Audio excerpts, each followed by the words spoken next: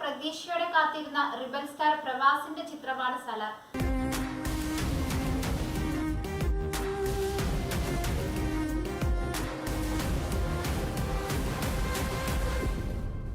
മലയാളികളുടെ പ്രിയപ്പെട്ട പൃഥ്വിരാജും പ്രധാന വേഷത്തിലെത്തിയ ചിത്രം റിലീസിന് മുമ്പ് തന്നെ ഏറെ വാർത്താ പ്രാധാന്യം നേടിയിരുന്നു.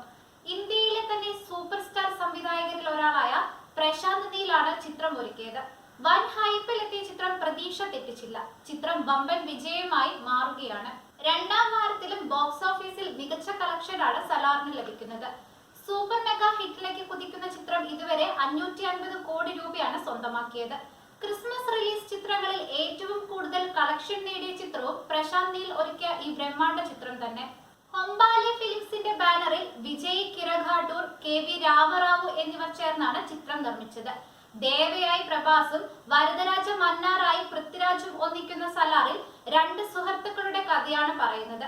മികവുറ്റ ആക്ഷൻ രംഗങ്ങൾ കൊണ്ട് അത്ഭുത ലോകം തീർത്തിരിക്കുകയാണ് പ്രശാന്ത് നീൽ. നല്ലൊരു മാസ് ക്ലാസ് ഫീലാണ് ചിത്രം ഓഡിയൻസിന് നൽകുന്നത്.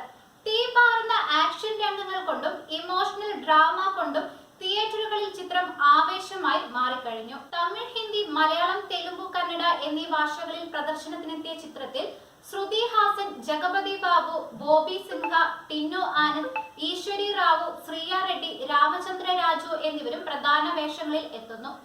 കേരളത്തിലെ തിയേറ്ററുകളിൽ സലാർ വിതരണം ചെയ്തത് പൃഥ്വിരാജ് പ്രൊഡക്ഷൻസും മാജിക് ഫ്രെയിംസും ചേർന്നാണ്.